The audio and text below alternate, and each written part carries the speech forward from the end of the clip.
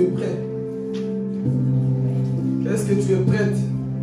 Dis-lui, ne me parle plus, ne me dérange plus. Maintenant, je vais écouter la parole de Dieu. Alléluia, Saint-Esprit. Gloire à Jésus. Le thème de ce message, c'est les 4 amis, ou les 4 hommes avec le paralytique. Comme j'avais dit, si nous voulons être des bons prédicateurs, apprenons avec Jésus. Jésus est le meilleur prédicateur de tous les temps. Il n'y aura jamais comme Jésus. Jamais. Il est le seul et il demeure éternellement. Amen. Nous les hommes, nous avons nos faiblesses, nous avons nos soucis. Mais Jésus est le seul qui a demeuré ferme dans la parole. Amen. Donc ce matin, nous allons déjà, je t'invite à prendre avec moi le livre de Marc, au chapitre 2. Soyez attentifs et écoutez très bien parce que le message est fondé sur ce qu'on va lire. Je ne viens pas prêcher mes expériences, mais je viens prêcher la parole de Dieu. Amen. Donc je t'invite à prendre le livre de Marc. Qui a pris sa Bible? Amen. Bon, lève ta main si tu as pris ta Bible. Gloire à Jésus. Ok, prends le livre de Marc. Si tu n'as pas ta Bible, tu regardes chez ton voisin. C'est fera si on peut prendre Marc chapitre 2. Verset 1 jusqu'à 12. Soyez attentifs. Je lis la parole au nom de Jésus. Amen. Quelques jours après, Jésus revint à Capharnaüm. On apprit qu'il était à la maison. Et un si grand nombre de personnes se rassemblèrent qu'il n'y avait plus de place, pas même devant la porte. Il leur annonçait la parole. On vint lui amener un paralysé, porté par 4 hommes. Comme ils ne pouvaient pas l'aborder à cause de la foule, ils découvrirent le toit au-dessus de l'endroit où il se tenait, et ils descendirent par cette ouverture, le brancard sur lequel le paralysé était couché. Voyant leur foi, Jésus dit au paralysé, « Mon enfant, tes péchés te sont pardonnés. » Il y avait là quelques spécialistes de la loi qui étaient assis et qui se disaient en eux-mêmes, « Pourquoi cet homme parle-t-il ainsi? Il blasphème.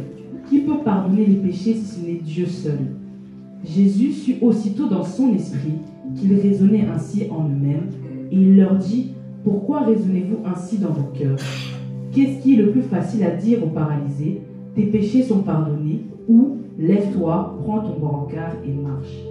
Afin que vous sachiez que le Fils de l'homme a sur la terre le pouvoir de pardonner les péchés. Je te l'ordonne, dit-il au paralysé, lève-toi, prends ton brancard et retourne chez toi. Aussitôt, il se leva, prit son brancard et sortit devant tout le monde, de sorte qu'ils étaient tous très étonnés et célébraient la gloire de Dieu en disant, nous n'avons jamais rien vu de pareil. Amen. Acclamons la parole de Dieu. Gloire à Jésus. Soyez vraiment attentifs. Ici, il s'agit d'un paralytique. Et on va parler des 4 hommes et le paralytique. Mais il faut savoir une chose, que la maladie est venue dans le monde parce qu'il y a un péché qui est rentré dans le monde. Nous savons tous l'histoire avec Adam et Ève, n'est-ce pas? Qu'est-ce qui s'est passé dans le jardin d'Éden? La maladie est rentrée. Donc si on peut considérer la maladie comme une malédiction, parce qu'avant le péché, il n'y avait pas la maladie. Ils étaient en paix, ils vivaient bien. Et dès que Adam et Ève ont péché, la maladie est quoi? Rentrée. La mort est quoi? Répète avec moi, participez. La mort est quoi? La dépression a fait quoi? La mort a fait quoi encore? Donc toutes ces choses sont rentrées dans l'homme. Pourquoi? Parce que l'homme a péché. Aujourd'hui, si vous voyez des parents qui s'entretuent, si vous voyez tellement de péché dans le monde, tellement de malades, c'est parce que le péché est rentré. Et la Bible va nous dire dans le livre de Romains chapitre 5, par la désobéissance d'un seul homme, l'humanité tout entière a quoi? A péché. Donc nous avons tous péché parce qu'il y a un homme qui a ouvert les portes et la maladie est entrée. Et c'est là où vous allez commencer à voir des gens paralysés, des gens malades, des gens qui n'arrivent plus à pardonner, des gens qui n'arrivent plus à aimer. Pourquoi? Parce que la sémence du péché est dans l'homme, la nature adamique est dans l'homme. Et si nous voyons donc dans Romains, on nous dit que par la désobéissance d'un seul homme, par la désobéissance d'un homme, la mort est rentrée. Mais par l'obéissance d'un seul homme qui est Jésus-Christ, la vie est rentrée aussi en nous. Donc c'est pour dire ici dans cette introduction que dans le jardin d'Éden, je sens la présence de Dieu.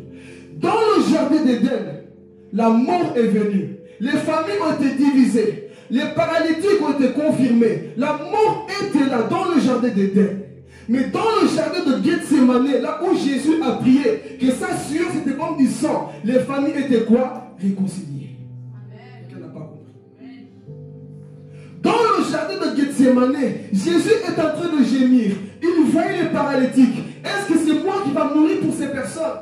Je dois me donner pour ces personnes. Il priait. Il était seul, abandonné de ses disciples. Il priait tellement qu'il priait. Sa sueur s'est transformée en quoi? En sang. Et un ange vient le fortifier. Et Jésus a dit, c'est bon Père, je vais boire cette coupe. Jésus a accepté de te guérir aujourd'hui.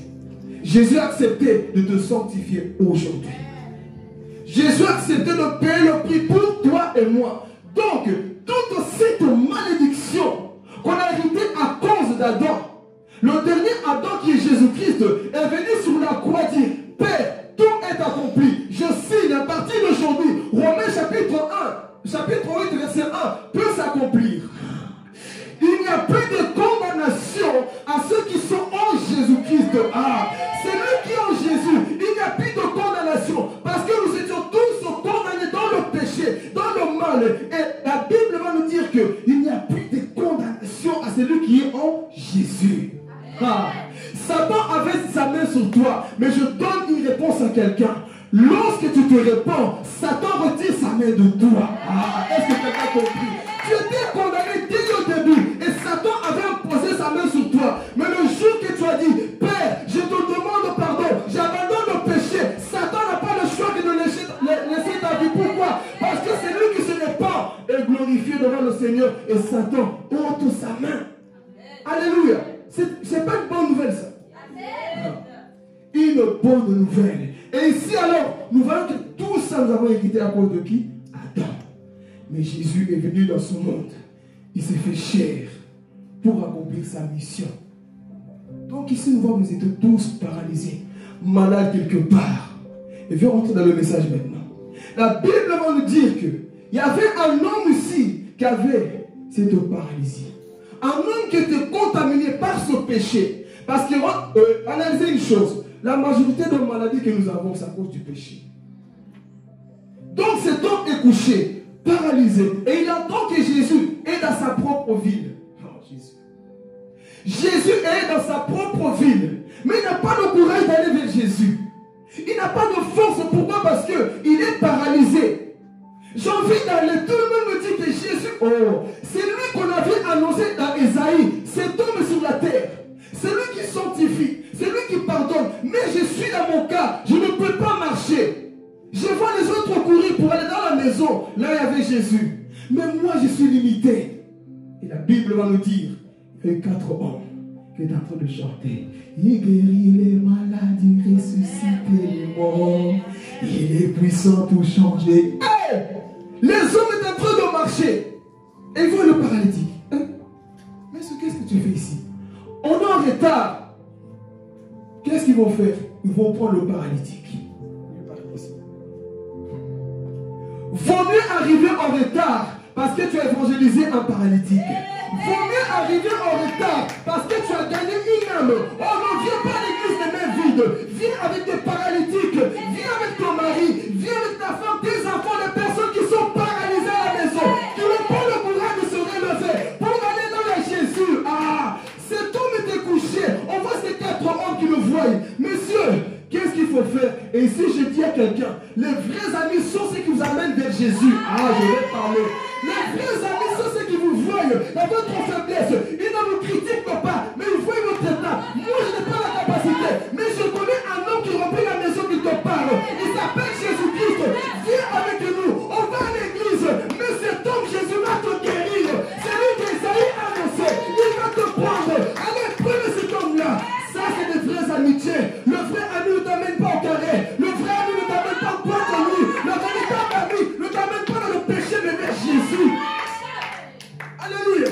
Un véritable ami, et c'est lui qui t'appelle. Est-ce que tu vas aller à l'église aujourd'hui? Un vrai ami, ce n'est pas celui qui t'appelle. Viens. C'est on voit le péché, véritable ami, c'est celui qui dit, cette semaine j'irai adorer Dieu. Cette semaine j'irai glorifier mon Dieu. Ça, c'est des vrais amis que nous avons besoin. Qui sont tes amis? Qui sont ces personnes qui t'encouragent à aller vers Jésus? On n'en a pas. Et si je t'annonce, il faut que tu aies ce genre de personnes qui t'ont fait dans ton incapacité. Ceux qui vont te prendre malgré ton problème, qui se disent, mais on est en retard, ce n'est pas grave. Vaut mieux aller en retard, mais on ramasse les paralytiques pour aller vers Jésus. Et ce temps de la fin, ne courons pas pour le bien. Voyons les paralytiques autour de nous. Voyons les gens qui sont malades autour de nous. Pour les ramener où? Vers Jésus. Aujourd'hui, nos amitiés, c'est quoi? Toujours des personnes qui t'amènent dans le mal. Si cette amitié que tu as te pousse constamment dans le péché, je te parle ce matin, quitte cette amitié. Si cet ami, cet homme, quelqu'un qui te pousse constamment dans le péché, abandonne cette personne. Parce que le vrai ami est celui qui t'amène vers le cœur du Père, vers Jésus-Christ. Ce n'est pas celui qui te ramène vers le bas. Alléluia. Il faut que tu aies ces amis, ces personnes autour de toi, des personnes qui t'appellent, je vais parler. Des personnes qui te remettent à chaque fois dans le bon chemin. Si tu n'as personne autour de toi qui te dit toujours, ce que tu fais, ce n'est pas bien, tu vas te perdre. Si tu n'as pas des amis autour de toi, des personnes qui te corrigent constamment, tu vas te perdre. Mais cet homme était là couché et ils sont en train de marcher. Il faut le prendre. Vous savez pourquoi c'était facile? Je ne sais pas à quelle distance se trouvait la maison, là où était Jésus. Mais la Bible va nous dire qu'il faut quoi? Prendre cet homme par son lit avec 4 coins et le prendre. Allez, allons-y, en train de marcher pour aller vers Jésus-Christ. Et ils arrivent dans la maison. La Bible dit quoi? La maison était quoi? Participez. La maison était quoi? La maison était remplie. Jésus est en train de prêcher. Et ils arrivent en retard. Nous sommes en retard ici. Qu'est-ce qu'il faut faire? Les vrais amis ont toujours des solutions à tout. Est-ce que ces personnes ont dit, bon, il n'y a pas de solution, la maison est pleine, nous sommes en retard, retournons à la maison, on reviendra demain. Les hommes de foi cherchent des solutions. Les hommes de foi cherchent des solutions là où humainement ne trouvent pas de solutions. Ils ont dit, ce n'est pas grave, on ne va pas retourner. Parce que, si Jésus est dans cette maison, si Jésus est dans cette église, aujourd'hui, l'élo c'est l'élo. Aujourd'hui c'est aujourd'hui. Je ne vais pas retourner tant que je suis rentré dans cette église. Quelqu'un ne comprend pas. Je suis venu fatigué, faible, avec mes problèmes. Mais aujourd'hui, si Jésus est dans cette maison, je sortirai avec une réponse. Je sortirai avec une solution. Alléluia. Est-ce qu'ils ont dit, bon, c'est pas grave, retournons chez nous. Il y a tellement de gens. Et remarquez, ces personnes étaient égoïstes. Au lieu de laisser passer le paralytique, moi, je vais voir Jésus, je vais voir Jésus. Mais eux, ils ont dit, non, ce n'est pas grave.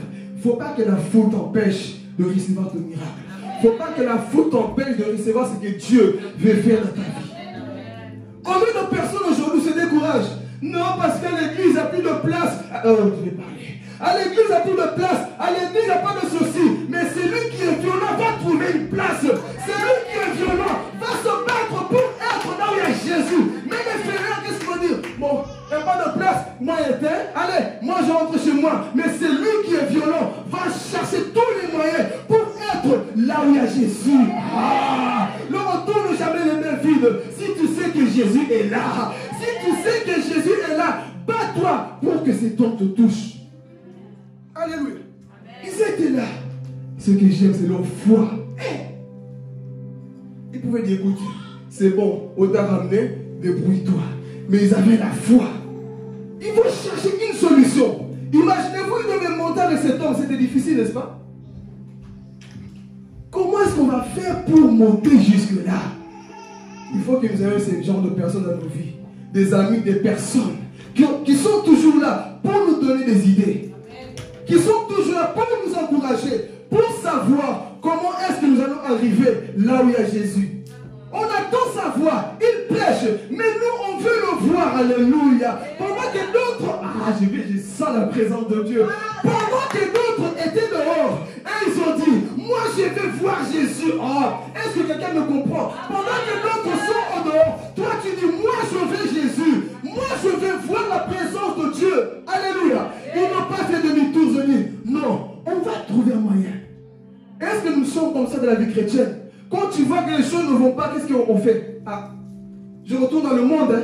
Je retourne dans ma vie, je retourne dans ce que je faisais. Pourquoi? Parce qu'il n'y a pas de solution. Mais quand tu es en intime, tu sais que la voix de Dieu est en train de parler, tu dis, je vais trouver un moyen. Dis à ton voisin, je vais trouver un moyen. Ah, dis-lui, n'aie pas peur de lui, il ne va pas te manger. Dis-lui, je vais trouver un moyen. Hey. Vous pensez que quelqu'un avait réfléchi comme ça? Imaginez-vous à cette époque. Qu'est-ce qu'il faut faire ici? Il n'y a pas de moyen. Mais Jésus est là. Ce n'est pas demain. Ce que Dieu veut faire, c'est aujourd'hui. Ce n'est pas demain. Alors il commence à chercher une solution. Soyez des personnes qui ont toujours des solutions. Des fois, la solution de Dieu, ce n'est pas facile. Mais il faut chercher. Il faut commencer à chercher. Ils ont dit, hey, bon, la maison est remplie. La foule ne veut pas nous faire quoi? Rentrer. Hey, moi, ce que j'aime chez cet homme, c'est leur foi. Est-ce que nous, on a cette foi pour nos paralytiques qu'on voit? Des fois, nous sommes tellement découragés. Ah, mais j'ai prié, j'ai jeûné, rien ne change. Continue de prier. Amen. Continue d'intercéder parce que Dieu finira par agir dans cette situation. Oui, mais j'ai essayé. Ta vue, il est lourd. Porter cette personne jusqu'à monter encore, ça demande beaucoup d'efforts. Des fois aussi, nos prières, ça demande beaucoup d'efforts. Surtout quand les personnes en soi, ils sont têtues. Je vais parler ici. Surtout quand les personnes que tu veux aider sont têtues. Vous savez, priez pour les pasteurs. Il y a des personnes qu'on veut aider, mais ils ne veulent pas se laisser aider. Pourtant, tu vois en train de mourir. Ce sont des paralytiques. Tu veux les aider, mais ils bougent tout le temps. Reste calme pour qu'on t'aide. Tu appelles, je ne viendrai pas. Tu appelles, je vais ceci. Et pourtant, ils veulent les suivre, ils veulent qu'on les aide. Mais ils ne sont jamais là. Ça, c'est des paralytiques qui donnent du travail, qui sont lourds à porter. Mais ne te décourage pas malgré tout, qui sont lourds. Tu fais tous les conseils, tu leur donnes tout. Mais il n'y a pas moyen. Mais ils ont dit, ce n'est pas grave. Nous, on va continuer à chercher une solution. Alors imaginez-vous, un qui a dit, bon, attends. Il y a un escalier ici. Tu ne vas pas le trouver là-bas. Et une Kinga, t'es fou. Tu vas monter vraiment ici. Oui. Il faut l'accord. Il faut que les personnes avec qui tu marches aient la même foi que toi. Les personnes avec qui tu pries, le même groupe, il faut avoir la même foi. Parce que si l'un n'a pas la même foi, vous n'allez pas arriver. Il faut avoir la même foi pour arriver là où il y a Jésus. Alors ils ont dit non, on va chercher un moyen. Je vois l'escalier. Antoine, est-ce que tu acceptes de venir avec moi? Oui. Pierrette, est-ce que tu acceptes de venir avec moi? Oui. Nicolas, tu acceptes? Oui. Alors, montons. Je vais parler. Montons. Et ils vont commencer à monter. Et peut-être les jeunes, mais qui sont ces fous? Hey. Qui sont ces fous?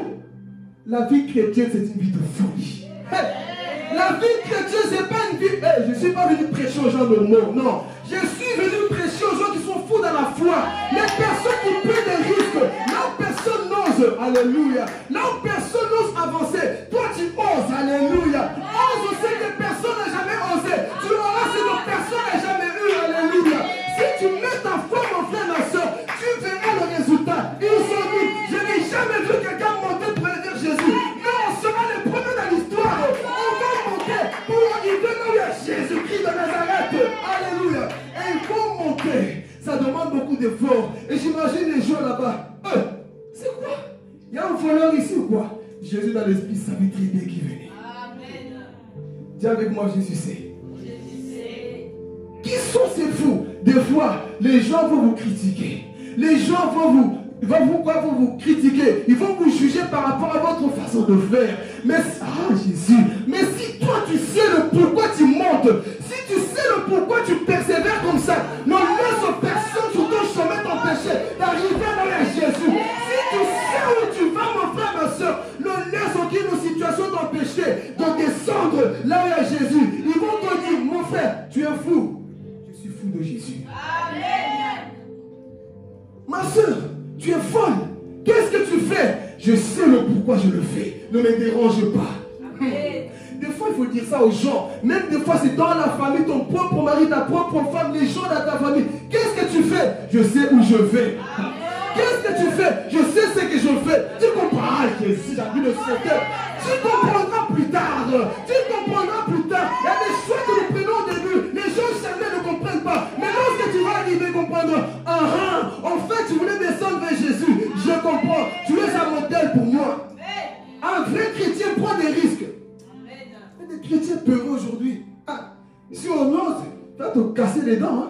Tu vas me casser les dents. Là, Jésus ne tombe pas. Si tu oses, tu vas mourir. Si tu oses, tu vas te casser les dents. Montons. Et ils ont dit, nous sommes des courageux. Là où il y a Jésus-Christ, c'est là où quoi? Il faut monter. Il commence à monter.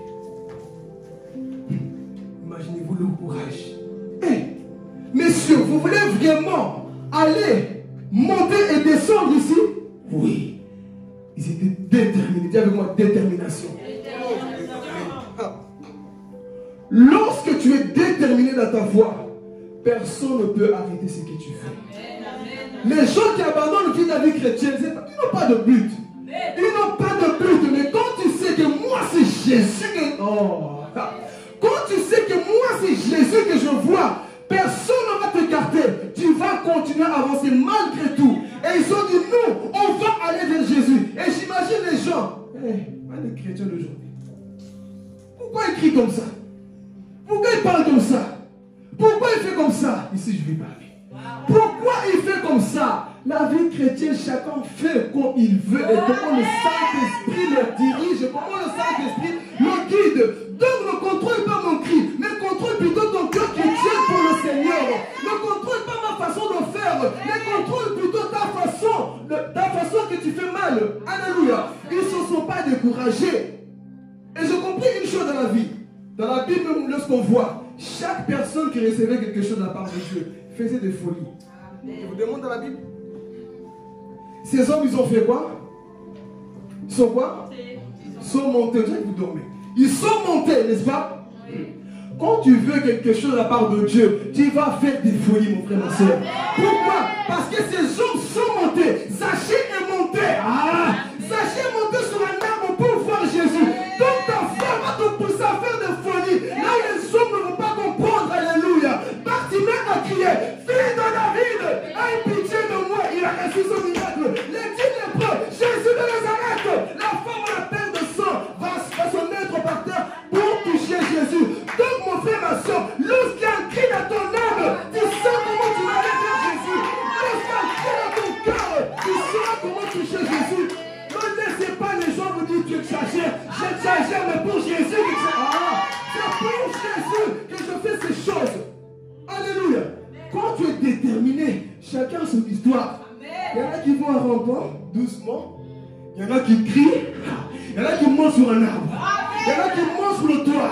Donc chacun reçoit son miracle selon sa foi. Chacun reçoit sa délivrance selon sa foi. Et toi, je te pose la question. Quelle est ton attitude? L'attitude de mouche, on dirait que tu n'as plus mangé depuis 1950. C'est lui qui a la foi, n'est jamais paralysé par quoi que ce soit.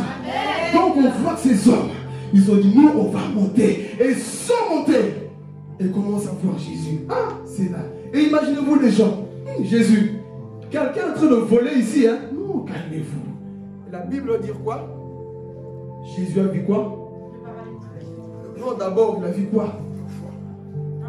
Jésus a vu l'enfant. Il dit, je vais parler ici. Comme on dit souvent, tout dépend de ta foi. Jésus était là. Comment ces hommes ont eu l'idée de monter sur le toit pour venir me voir? Comment ces hommes ont eu l'idée de venir ici? C'est ça qu'il faut aussi pour la vie de chaque personne ici. Là, tu es déterminé. Laisse-moi te dire, tu sais que dans ta foi, tu peux étonner Jésus. Je demande à la Bible. Le centenier, qu'est-ce qui s'est passé? Le centenier, son serviteur était quoi? Était malade. Écoutez. Son serviteur était quoi? Il va vers Jésus. Jésus, mon serviteur est malade. Mais je ne suis pas digne. Je ne suis pas digne que tu viennes chez moi. Dis seulement un mot. Parce que moi, je suis un maître. Et j'ai des serviteurs. Ils sont soumis à ce que je dis. Et le serviteur a dit, mais je sais que toi aussi tu es un maître.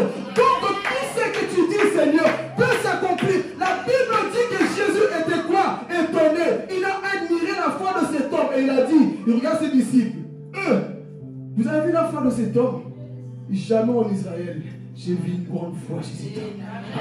C'est pour dire à quelqu'un, la foi que Dieu a vue en toi, il n'y a pas dans ta famille. La foi que Dieu a vue en toi, il n'y a pas dans ton église. La foi que Dieu a vue en toi, il n'y a pas dans ce pays. Toi, tu as cette foi. Alléluia. Il faut que dans ta foi, tu puisses quoi? Étonner aussi le Seigneur.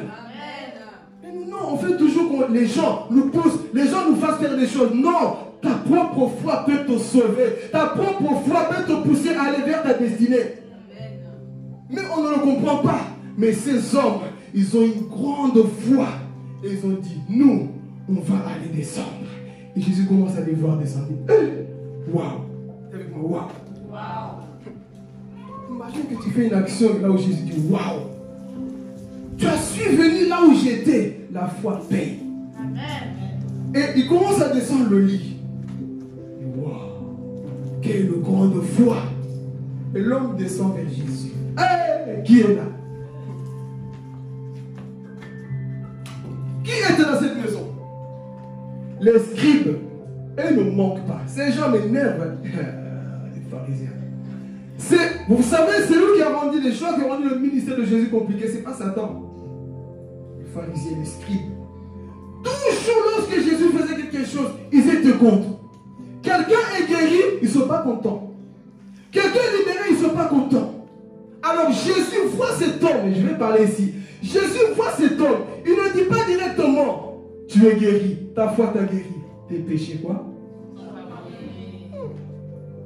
C'est pour dire à quelqu'un, avant de recevoir les matériels, les bénédictions qu'on peut recevoir, sois d'abord sauvé. Que tes péchés soient d'abord quoi? Pardonnés. Donc cet homme il se dit, oh Jésus, comment ça? Tu ne vois pas ma situation? Tu ne vois pas mon état? Moi je veux une voiture. Ah, Jésus a plus qu'une voiture à te donner. Il a la vie éternelle à te donner. Il a plus qu'un mariage à te donner. Il a plus qu'un voyage à te donner. Mais il a la vie éternelle à te donner. Cet homme croit que Jésus va leur poser les mains directement. Mais Jésus connaissait son état. Je sais que tu es né pécheur. La nature adamique est en toi. Donc je pardonne d'abord ton péché. Amen. Jésus pardonne son péché. Et qu'est-ce qui va se passer? Les pharisiens, dans leur cœur, ils n'ont pas ouvert la bouche. Mais Jésus est Dieu. Amen. Pourquoi murmurez-vous contre cet homme-là? J'imagine. Comment il sait? Je suis Dieu. Et Jésus avait fait exprès pour les faire taire. Donc Jésus pardonne ses péchés. Les pharisiens étaient là en train de contrôler, contredire, condamner tout ce que Jésus faisait. Je vous assure, là où il y a des pharisiens, vous n'allez jamais aller loin. Là où il y a des pharisiens, mes frères, c'est trop compliqué. Pourquoi? Je vais parler. Parce que les pharisiens sont toujours là, bras croisés. Tu peux prêcher avec le feu, ils s'en foutent de ce que tu dis. Les pharisiens, ce sont des personnes qui cherchent des erreurs. T'as vu? Il a dit la maman, le papa, le Bible. Ils viennent que pour ça. Ils viennent pour chercher les erreurs. Qu'est-ce qu'il va nous prêcher? Qu'est-ce qu'il va nous dire? Qu'est-ce qu'il va enseigner? Qu'est-ce qu'il va dire? Ça, c'est des pharisiens. Mais on ne vient pas à l'église pour toi. On vient à l'église pour Jésus-Christ. Parce que ici, ce n'est pas des voices. Ici, ce n'est pas ma jabou, on peut dire. Ici, on ne donne pas les codes pour dire, je te donne 10, tu as bien prêché. Non. Ici, c'est un lieu d'adoration pour Jésus-Christ. Et celui qui reçoit l'adoration, c'est Jésus-Christ. Alléluia. Malheureusement, beaucoup d'églises aujourd'hui, c'est des quoi? The Voice. On est là. On va calculer. Papa John, tu as bien prêché, mais... Frère Philippe, tu as bien prêché, mais... Quel mais? C'est pour toi qu'on est là? Est-ce que nous sommes là pour toi? André, tu as bien chanté, mais j'aime pas la... C'est pour toi qu'on chante? Est-ce que c'est pour toi, c'est pour nous qu'on fait les choses? C'est pour Jésus. Comme je dis toujours, lorsqu'on adore, c'est Dieu qui reçoit l'adoration, ce n'est pas un homme. Lorsqu'on fait des choses, lorsque tu te mets à genoux, c'est Jésus qui reçoit l'adoration. Ce n'est pas un homme. C'est que toi, tu reçois, c'est le message qui est donné. Alléluia. Donc les pharisiens, c'est ça. Ils sont les calculs. On verra. T'as vu ce que Papa John a dit? T'as vu ce que le frère Philippe a dit? Pourquoi il est rentré comme ça? Pourquoi ils sont là? Pas pour être édifiés. Même si tu sautes au plafond avec le feu, tu es rempli du Saint-Esprit pour lui. Rien. Il est comme ça, indifférent. Ce sont des personnes qui ont quoi? Le cœur endurci. Une parole qui est concernée lui. Ne touche pas. Toujours la même chose. Cause toujours Jésus. Tu guéris les gens, mais après c'est quoi? Ça, c'est les pharisiens au milieu de nous. Jésus, tu guéris les lépreux, tu sanctifies même les lépreux. Toi, tu es qui? Ils sont là, ils n'écoutent pas. Ils sont là que pour condamner, contredire, contrôler ce que toi, tu fais. Ça, c'est les pharisiens. Et Jésus voit leur cœur. Il va transpercer leur cœur. Pourquoi avez-vous de telles pensées? Cet homme est venu avec son péché. C'est quoi le plus important? Que je dise, oui, Dieu t'a guéri, ou alors, j'ai pardonné tes péchés. Donc le plus important, c'est quoi? Donc on voit que les pharisiens n'étaient même pas équilibrés. Que Dieu pardonne, ils ne sont pas contents. Que Dieu, vous voulez quoi?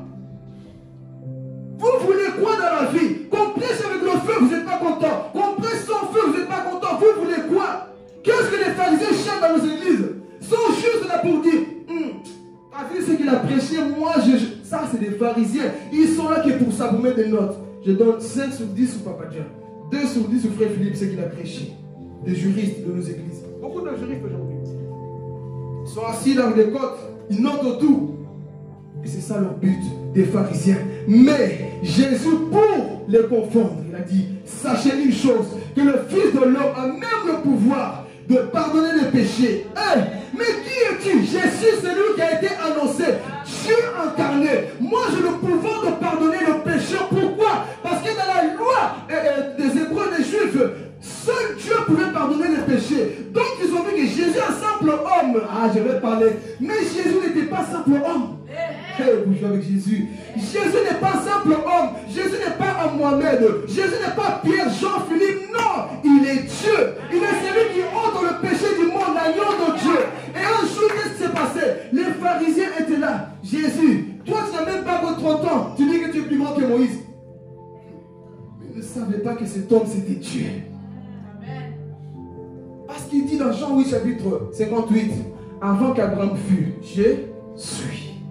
Donc c'est lui que vous voyez devant vous, c'est qui? C'est Dieu lui-même incarné.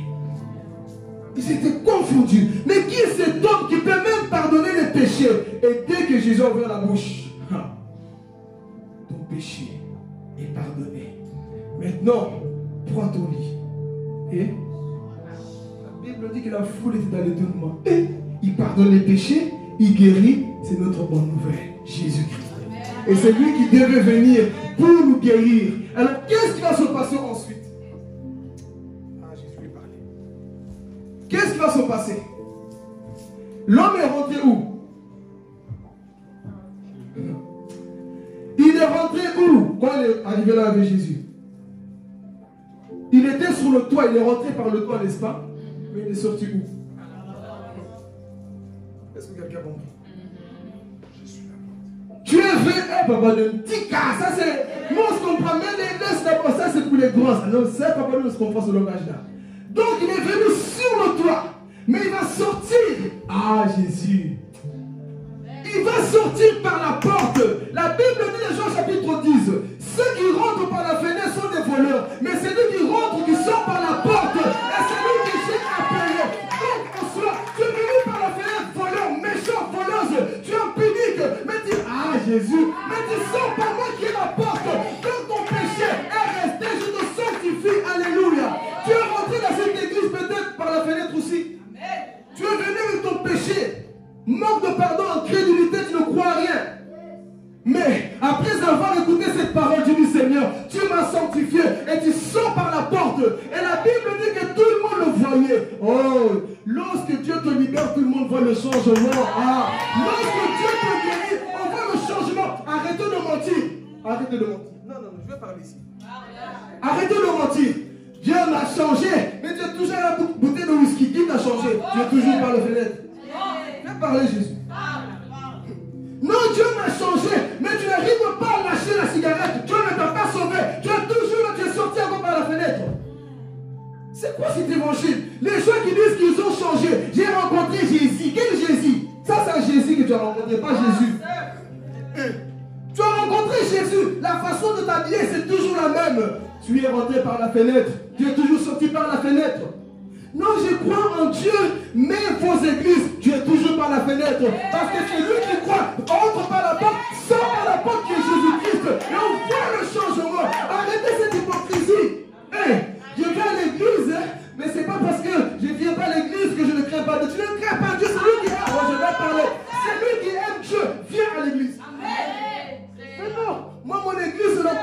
Internet. Non, tu es rentré par la fenêtre. Ah, tu es rentré par la fenêtre. Moi, mon pasteur habite au Canada. Il ne te connaît pas. Il ne voit pas tes caprices. Mais Jésus te connaît. Il est celui qui va rendre ton témoignage devant les gens. Il va dire non, je suis témoin de lui. Toi, qui peut témoigner, mon frère, ma soeur? Toi, ton bishop habite au Congo. Ton papa habite là-bas, je ne sais pas, à Matadi, qui a fou. Là-bas dans les villages lointains là. C'est lui qui témoigne, qui voit ton changement. Mais c'est qu'est-ce qui se passe? Les gens qui rentrent toujours là, ils disent que j'ai changé. Tu n'as pas. Écoutez très bien, regardez-moi, soyez attentifs ici. Laissez les enfants jouer comme Jésus dit dans Matthieu 18. Amen. Ici, toi, tu dis que tu as changé. Écoutez, la vraie conversion amène le changement. Je ne dis pas que tu deviens un ange, mais il y a des signes qui ne trompent pas. On sait que tu es rentré par la porte et que tu es sorti par la porte. Mais nous sommes toujours les mêmes. La même haine, lorsque tu vois la tête de Sœur Aude. Moi, je vais tuer cette sœur. Tu as changé de quoi? Lorsque tu vois quelqu'un, tu vas toujours insulter. La haine, lorsqu'on te blesse, tu es toujours dans la même chose. Tu n'as pas changé. Alléluia. Toujours avec cet orgueil d'hypocrisie. Ça prouve qu'on n'a pas encore changé. Comment on peut se dire que j'ai rencontré le Seigneur toujours avec le même comportement? Quel Jésus tu as rencontré? Par Jésus. Non, je vais à l'église. Oui, ils sont partis. Ah, Jésus. Ils sont partis à l'église. L'église était pleine. Ils ont trouvé une solution. Et ils sont rentrés. Mais ils sont transformés. Il y a des gens qui rentrent avec le cœur de démon à l'église. Ils sont encore avec le cœur de démon de l'église. Tu rentres dans le même problème. On te prêche, on nous prêche. Mais ah, je vais changer l'année prochaine dans 2 heures. Tu ne sais pas que la mort peut venir. La mort peut t'attraper. Mais cet homme, il va rentrer. Église, le temps est arrivé que nous soyons des vrais chrétiens. Amen. Le temps est arrivé qu'on voit que oui, tu es parti dans l'église, mais dès que tu sors, tu n'es plus la même. Combien de chrétiens qu'on reconnaît plus aujourd'hui sur les réseaux? Des fois, c'est du ouais. C'est la sœur qui était dans l'église. C'est elle qui est venue paralysée à l'église. Est-ce que c'est lui? Pourquoi? On a encore du mal. Je vais parler ici. Je ne vais pas finir sans insister sur ça. C'est bon, je vais parler. Donc il y a des personnes, ils viennent, certaines choses, ils savent qu'ils doivent lâcher, mais ils ne lâchent pas. Non, moi je suis né comme ça, tu es né comme ça charnellement, mais spirituellement, il y a des choses qui doivent changer. Non, mais moi c'est mon comportement. Je vais parler Jésus. Hey. Non, moi c'est mon comportement, on m'a éduqué comme ça, moi c'est comme ça, personne ne change mon langage. Qui t'a dit? La Bible va changer ton langage. La Bible va nous changer notre intérieur, alléluia. La Bible va nous transformer. Pourquoi? Parce que le péché nous a déformés, mais Jésus nous a formés, transformés, alléluia. C'est ça qui se passe avec l'évangile. Tu étais dans cette église, tu vas à Jésus, mais il transforme ta vie. Mais des chrétiens caméléons, toujours les mêmes personnes, le même comportement, le même langage, la même démarche. Et vous savez une chose, Dieu nous demandera des comptes, plus que les païens. À ceux qui ont connu, qui ont vu Jésus, oui, tu es rentré par le toit là. Mais après, tu n'as pas changé. Dieu va nous demander des comptes. À ces personnes-là. Et c'est ça qui va se passer. Cet homme va, mais il ne sort plus par la fenêtre. C'est lui qui sort par la porte, sort transformé. Parce que la porte, c'est lui-même Jésus qui le dit. C'est lui qui sort par la porte, il laisse tout son mal. Jusqu'à quand, frères et sœurs? Jusqu'à quand allons-nous continuer dans cette vie? Jusqu'à quand allons-nous continuer avec les mêmes choses? On sait qu'on doit prendre des décisions, mais à chaque fois, on reporte. À chaque fois, on ne change pas. La mort, un jour, peut arriver. Je vais parler. La mort peut arriver, mon frère, ma soeur. La mort ne va pas t'envoyer un message pour te dire Philippe, prépare-toi à 6 heures du matin, tu vas mourir. La mort frappe tout le monde. La mort frappe les chrétiens. La mort frappe les païens, les riches, les pauvres, les noirs, les blancs. La mort frappe tout le monde. Alléluia. Jusqu'à quand allons-nous lutter avec Dieu? Il t'a parlé, il t'a enseigné, mais on s'endurcit. On ne fait pas de changement. Ça prouve que tu étais juste au cul de Jésus pour voir, oui, il a bien prêché, mais où est ton changement? Amen. Il faut que lorsque tu rentres, même dans l'église, on voit que tu as changé. C'est ici des fois qu'on va aussi confirmer que tu as changé. Ah, je vais parler, si tu parles. Tu te dis changer l'église, c'est devenir. On verra. David dit, j'aime la maison de l'Éternel. Mais combien de chrétiens ce temps de la fête aiment l'église? Combien de chrétiens ce temps de la fête aiment la maison de Dieu? Nos maisons ne sont plus remplies comme à l'époque avec Jésus. Pourquoi? Le peuple n'aime plus Dieu comme avant.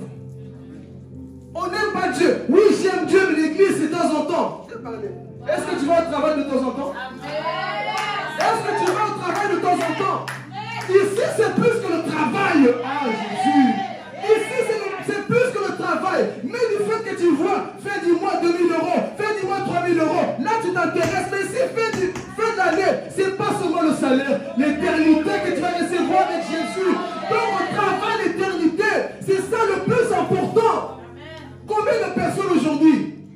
L'église est devenue compliquée parce que non, d'abord mon travail. Je ne dis pas que tu ne peux pas travailler, tu peux. Il y a des occupations qu'on comprend. Mais on parle de personnes qui sont conscientes, mais les pieds écartés là-bas à la maison, devant Netflix, qui s'en foutent de l'église. C'est ça qu'on veut dire ici.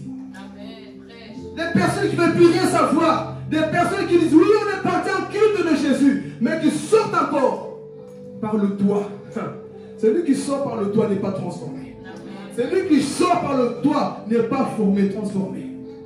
Mais celui qui dit oui, Seigneur, tu m'as guéri, je sors par la porte. Et on voit que cet homme était quoi? Il sort par la porte qui est Jésus lui-même.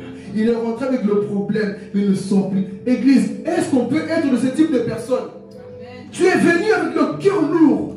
Tu es venu avec un péché, mais tu sors allégé. Tu sors en glorifiant Dieu. Est-ce qu'on peut être comme ça? Il y a des gens qui viennent sauver. Comme des pharisiens. Frère Philippe, quand je viens de prêcher, tu m'énerves. Ils écoutent la prédication, il est fâché, il ne va pas changer. Plus le prêche, plus il s'endurcit. Plus on annonce la parole de Dieu, plus il s'endurcit. Mais c'est lui qui aime Dieu.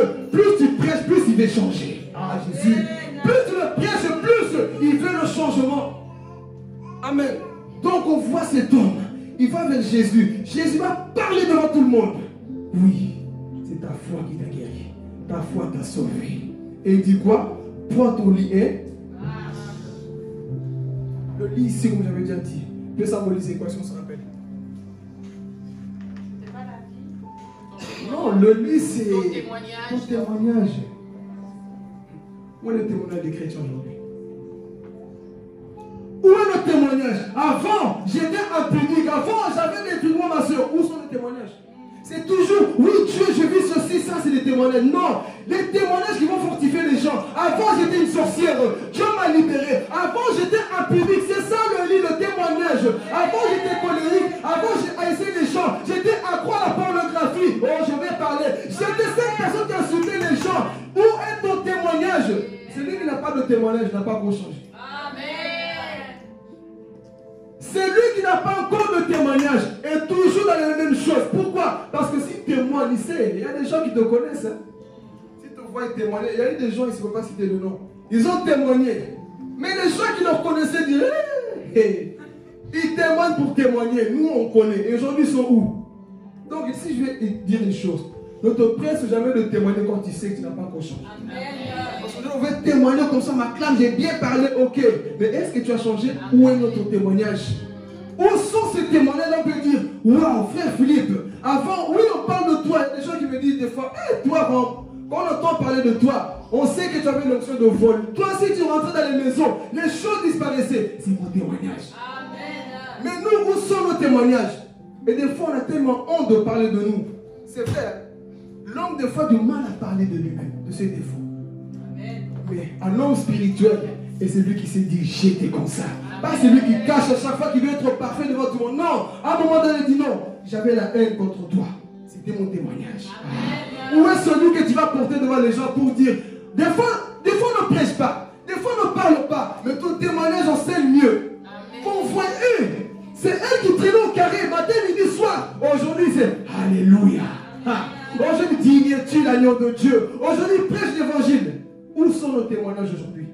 Des chrétiens faibles, faiblards, qui n'ont pas de témoignage, qui ont juste cette bouche pour parler, mais il n'y a pas de témoignage. Est-ce qu'on peut dire, toi, tu étais un vrai tueur, comme Paul, j'étais un assassin, mais Dieu a changé ma vie? Est-ce qu'on peut dire ça, mes frères et sœurs? Dis à ton voisin, où est ton témoignage? Il faut aussi qu'on arrive à témoigner ici, mais il y a rarement de témoignages parce que timide, je me cache ou quoi que ce soit. Non, il faut témoigner. Nous, des fois, on prêche ici, il ne va pas le dire rancunier. Est-ce qu'il a honte de le dire? Moi, onction de vol, je suis mort. Est-ce qu'on est mort? Non. Donc, pourquoi nous, des fois, on a honte? Parce que tu ne sais pas. Ton témoignage, je vais parler, ton témoignage peut aider quelqu'un qui vit la même chose que toi. Donc, si tu caches à chaque fois, comment tu vas aider les autres? Toi qui es sorcier, tu veux toujours empoisonner les gens. Dis, avant, j'étais cette personne qui empoisonnait les autres. Aujourd'hui, Jésus m'a libéré. N'empoisonnez pas les gens. Oh! Avant, j'étais cette personne qui critiquait tout le monde. Mais aujourd'hui, Dieu m'a changé. Ne soyez pas comme moi avant. Il n'y a plus ce témoignage. Mais on témoigne juste, j'ai eu un travail. Parce que Dieu m'a élevé. Ça, c'est des témoignages.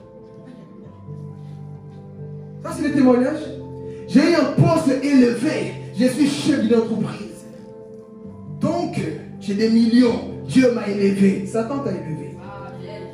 Le vrai témoignage, c'est ça. Je vais parler. Le vrai témoignage, c'est ce qui touche le cœur de l'homme, qui change le cœur de l'homme pour ramener l'homme à Jésus. Le vrai témoignage amène l'homme perdu vers Jésus.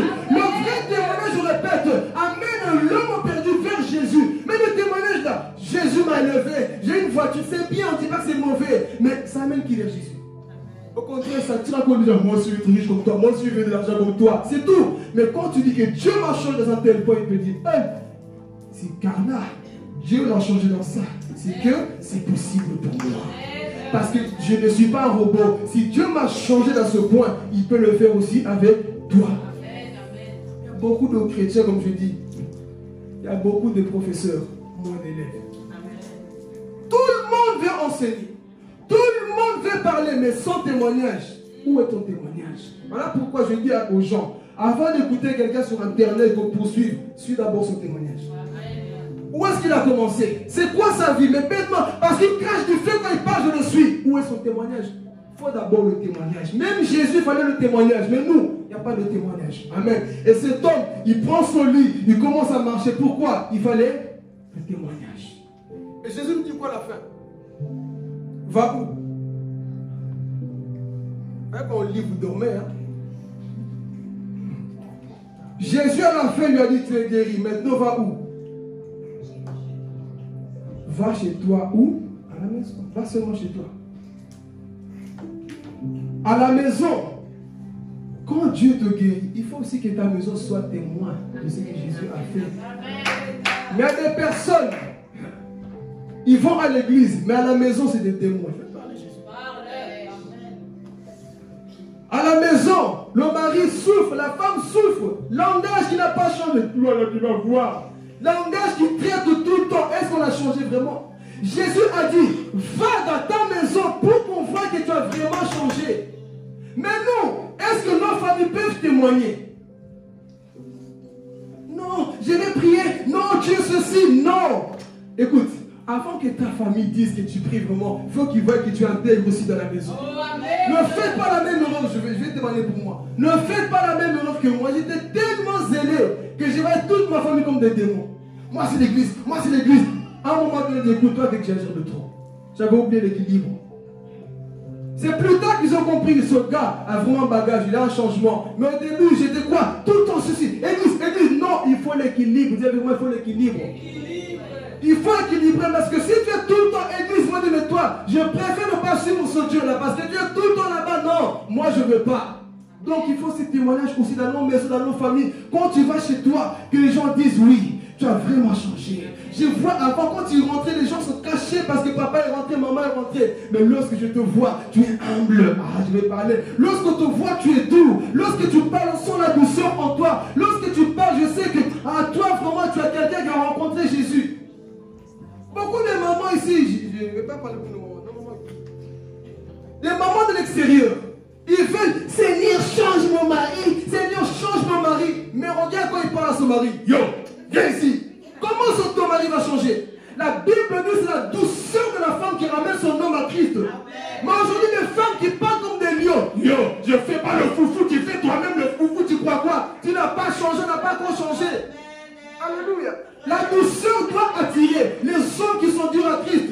Mais regardez aujourd'hui, la société nous a tellement abîmés à tel point que les mamans sont devenues des dragons.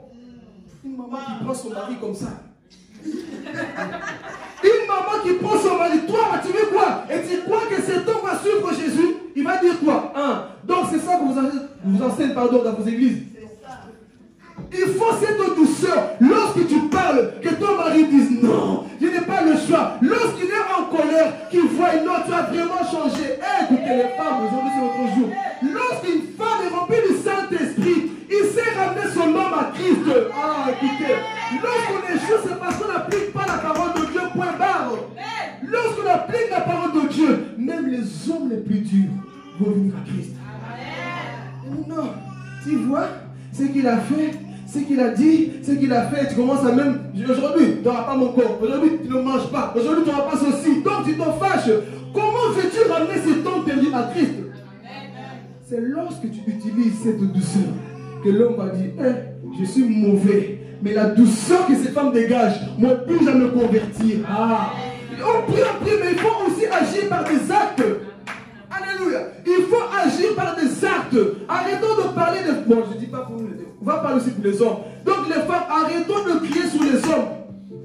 Yo, il vient ici. Il y a une sortie à faire, il n'a pas fait ceci. Je veux dire une chose. Des fois, l'amour, ce n'est pas toujours rappelé à ce qu'il n'a pas fait. Toi aussi, tu n'as pas fait ça. Toi aussi, tu n'as pas fait ça. Non. L'amour, des fois, c'est toi-même fait pour qu'il voit l'exemple chez toi. Je vais parler. Mais les gens de l'extérieur, toujours, toi tu as fait ça.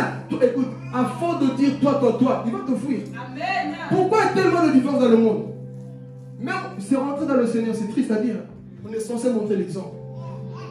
Et c'est rentré dans nos églises. Pourquoi? Parce qu'aujourd'hui, les femmes aussi, les gens qu'on voit dans la série ont abîmé la mentalité de beaucoup de gens. Et il parle comme ça, son mari, moi aussi je parle comme ça. Et il fait ça, moi aussi je parle comme ça. Et ça est en train d'animer la mentalité. Et puis quand tu pries, Seigneur, change mon mari, qu'il vienne à toi. Change d'abord ton cœur pour que Dieu l'amène vers toi. Mais ça on ne veut pas. On est là. Moi j'ai béni nos mamans, je sais que nos mamans prient ici. Mais les mamans de l'extérieur, allons le dire. Si tu veux ramener ton homme à Christ, utilise quoi là? Douceur. Les hommes aussi. Les hommes, il y a que moi qui ne peux pas. Est-ce qu'on peut parler pour les hommes? On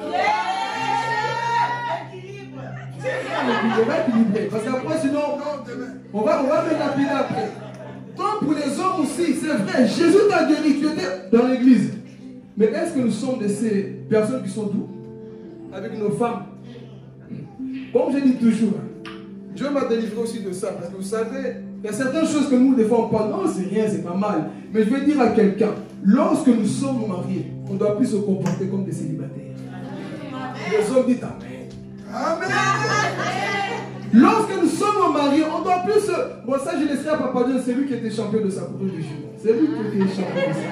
Donc, lorsqu'on se convertit vraiment à Christ, écoutez, des fois, on veut que Dieu fasse des miracles, mais sinon, des fois, le miracle, c'est toi-même, c'est ton changement. Il va amener ta femme à Christ. Mais il y a des hommes qui sont durs. C'est moi l'autorité. C'est moi la tête. Non. Des fois, même si tu es la tête, utilise quoi? La douceur. Mais les hommes, on dirait Hitler.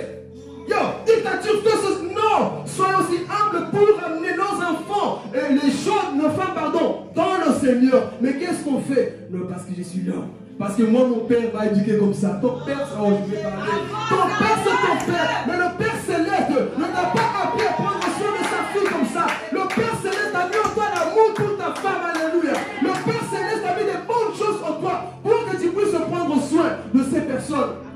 Mais regardez aujourd'hui, des hommes de ce monde, comment ils traitent, maltraitent. Combien de fois on reçoit des messages?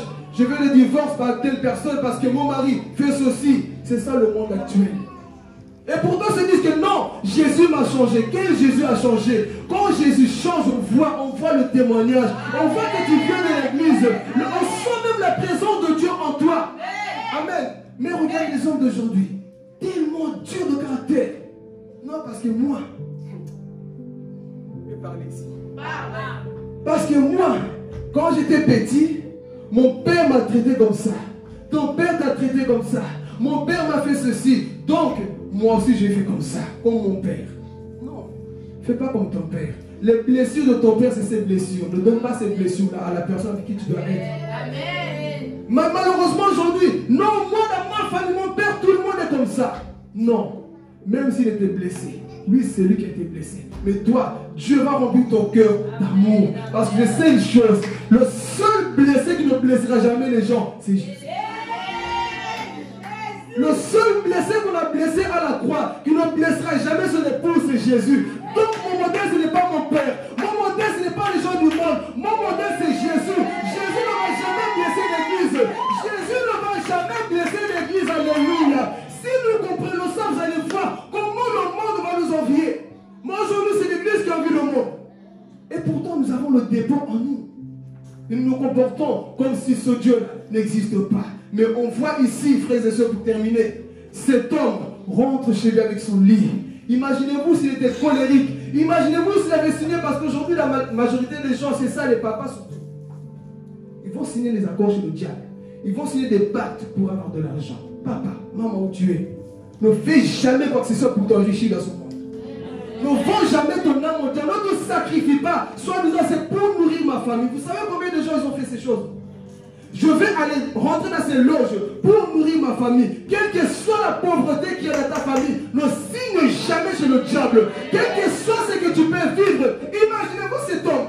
Il est parti consulter les secondiers. Il l'a rendu paralytique. Beaucoup de gens, ils ont des situations bizarres, c'est parce qu'ils sont partis voir les voyants. Ils sont partis voir des choses pas bien. Alors qu'est-ce qui s'est passé? Aujourd'hui, ils payent les pots cassés. Ils payent les choses qui sont partis consulter. Amen. Donc c'est ça qui s'est passé. Cet homme, il commence à rentrer chez lui. Papa, on le voit de loin peut-être. Tu as changé. Oui. Quand tu rencontres Jésus, tu ne peux que changer. Quand tu as rencontré cet homme de Galilée, tu ne peux que changer. Tu ne peux pas me dire, écoutez, des fois, il faut appeler ce mensonge. Quand tu vois quelqu'un parler, quand tu écoutes quelqu'un, tu dis non. Je suis sûr à 100% que cette personne n'a pas encore rencontré Jésus. Parce que quand tu l'as rencontré, tu es comme Pierre. Même lorsque tu parles, ton langage c'est comme Jésus. Ton comportement, tu sens l'odeur de Jésus. Comment est-ce qu'on peut dire que j'étais dans le culte de Jésus et tu sors toujours la même personne par la fenêtre? Ça prouve que, mes frères et sœurs, le changement n'est pas là. Et c'est pour clôturer, mon frère. Tu es venu peut-être ici, oui, comme par la fenêtre aussi. Mais est-ce que tu acceptes de sortir par la porte qui est Jésus? Amen.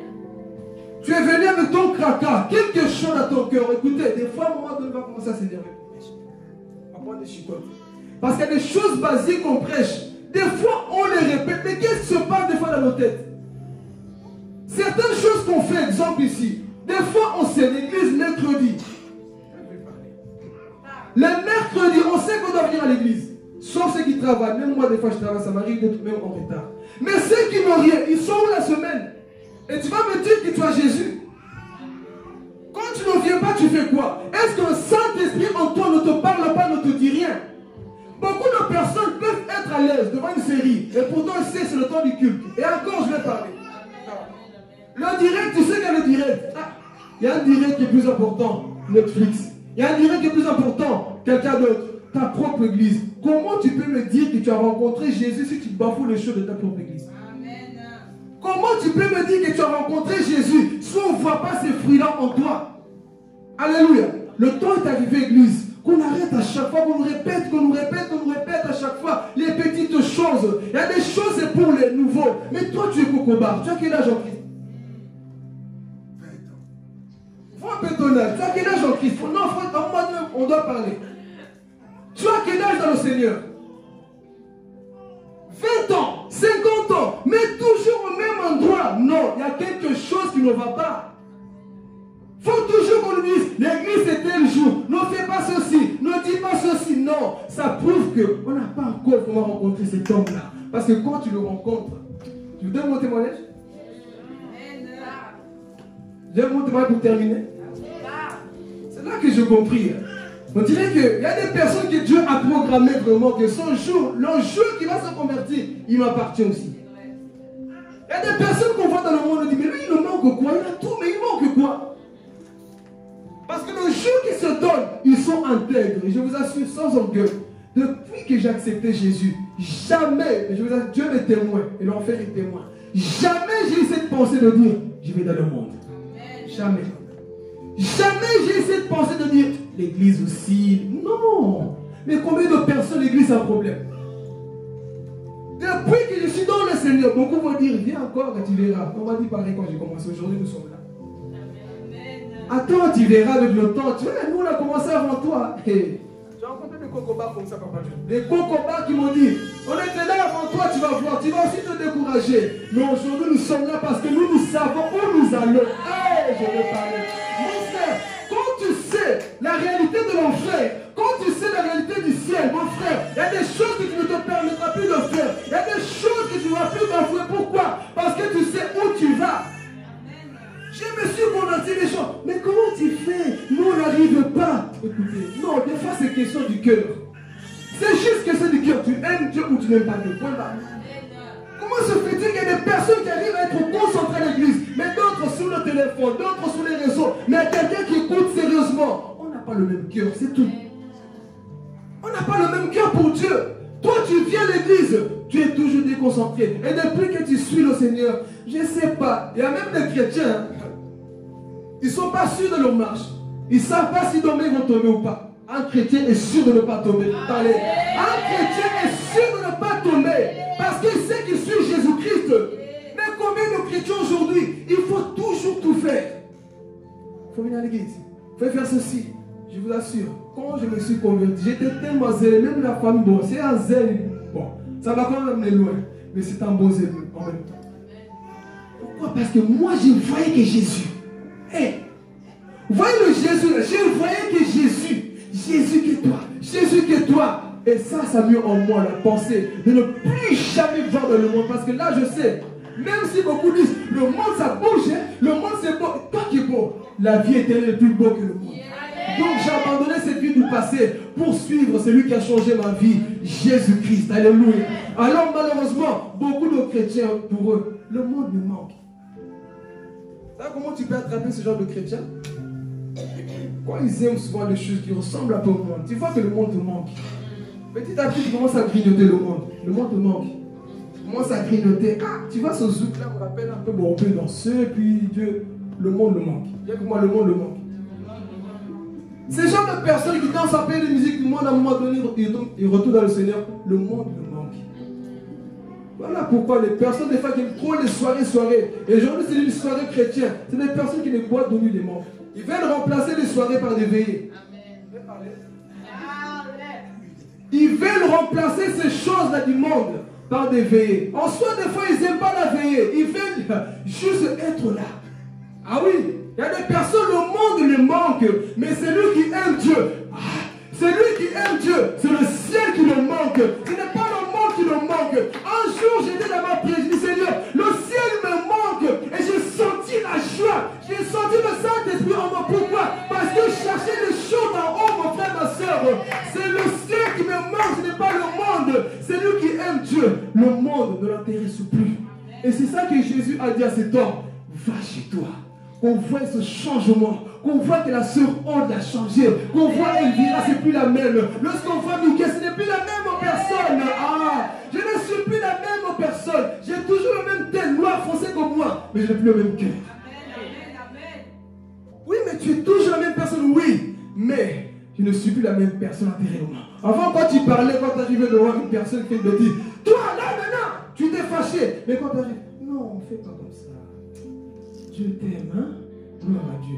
Même la personne est donnée. Et même des fois, la personne s'attendait que tu le gifles. Et il arrive là-bas. Et tu lui fais un câlin. Le changement. C'est ça le changement avec Jésus. Toi qui étais là bizarrement, aujourd'hui on te fait du mal. Tu dis que Dieu te bénisse. Amen. Avant qu'on te piquait, tu sentais qu'on te pique. Mais tu dis, je t'aime. C'est ça l'amour de Dieu.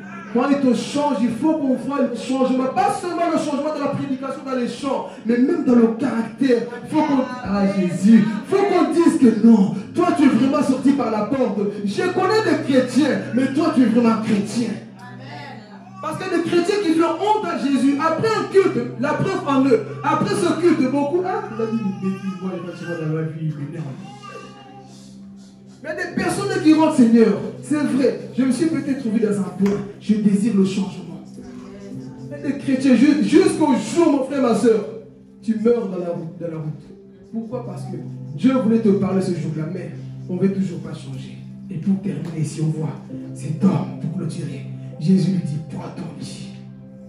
Il n'a pas laissé les gens l'empêcher. Analysez, pensons un peu comment ça s'est passé avec sa foi. Est-ce qu'il a dit, moi je rentre chez moi? Imaginez-vous s'il retournait chez lui, qu'est-ce qui allait se passer? Il allait continuer pareil, non? Combien de personnes font ça aussi à Dieu? Tu vas à l'église, tu sais que tu devais écouter pour changer. Tu fais juste demi-tour comme ça, il n'y a pas de changement. Mais cet homme, il a accepté ce changement-là. Et les gens peuvent dire, vous pouvez me parler de tout le monde. Mais elle, est-ce qu'on peut dire ça de toi? Est-ce qu'on peut dire ça de toi, mon frère? Je connais des chrétiens, mais lorsqu'on parle de lui, non, tu peux dire tout ce que tu veux, mais lui là, je ne crois pas. Un jour, on m'avait accusé au travail d'avoir insulté une femme. Mes collègues me connaissent. Moi-même, en gros mot, si je parle pour les chrétiens, un chrétien, je peux le répéter, un chrétien, un petit mot ne peut pas sortir dans sa bouche. Quelqu'un me dit, c'est dur, hein? Non, c'est pas dur. Un chrétien, même quand tu te colles, tu dois dire, hey Jésus. Mais combien de chrétiens tu te colles juste? Mais toi, lorsque tu te colles, non, dit Jésus. Alors ils m'ont dit, non, Philippe a traité la femme âgée. Oui, c'est Philippe. Philippe, mon chef a dit, ça fait 8 ans que je suis avec cet homme. Et jamais je l'ai vu s'énerver. Jamais je l'ai vu insulter quelqu'un. Donc dites tout ce que vous voulez. Je ne crois pas que c'est lui. Moi-même, je n'ai pas ouvert la bouche. Mais de lui-même, il a su que non. C'est impossible. Ça ne peut pas être Philippe. Pourquoi? Parce que ton témoignage doit enseigner les autres. Mais toi, dès qu'il y a un truc au travail, dès qu'on vole, on peut même te soupçonner. On a volé de l'argent. C'est peut-être Diego. On a volé de l'argent. C'est peut-être Carla. Est-ce qu'on peut dire non? Tout le monde, sauf elle. Tout le monde, sauf lui, le témoignage doit enseigner. Mais toi, non. On te met dans le même sac que le païen parce que tu es comme eux. Alors ce jour-là, mon chef a dit non. Je ne crois pas que c'est Philippe. Et c'était pas moi. C'était quelqu'un d'autre. Il a avoué après. Donc vous voyez, quand tu es intègre avec Dieu, même le païen va te défendre. Même le païen va témoigner ce que Dieu fait en toi. Mais nous, Église, tout le temps, on nous retrouve dans les choses qu'il ne faut pas. Ça prouve qu'on est toujours dans les mêmes choses. J'ai écouté ce message, mon frère, ma soeur. Est-ce que tu es toujours la même personne? Qu'est-ce qui n'a pas encore changé? Il ne faut pas qu'on dise, parce que vous savez, des fois, on écoute, on dit que, papa, tu as déjà eu cette impression. Tu prêches à une personne, tu dis, Seigneur, il a écouté. Non, mais pire encore, Seigneur, j'ai crié pour rien, j'ai prêché pour rien. Ils deviennent pires. Mais des personnes qui font la joie de Dieu, qui font la joie des prédicateurs, c'est vrai, ils ne sont pas beaucoup, mais des personnes qui savent réjouir le cœur de leur pasteur. Ils mettent en pratique, on a vu le passage, ils mettent en pratique la parole qui est prêchée. Et là, tu réjouis le cœur de Dieu et tu mets en paix tes responsables. Et c'est ça que Dieu veut pour l'Église. Amen. Que Dieu vous bénisse, soit s'élever.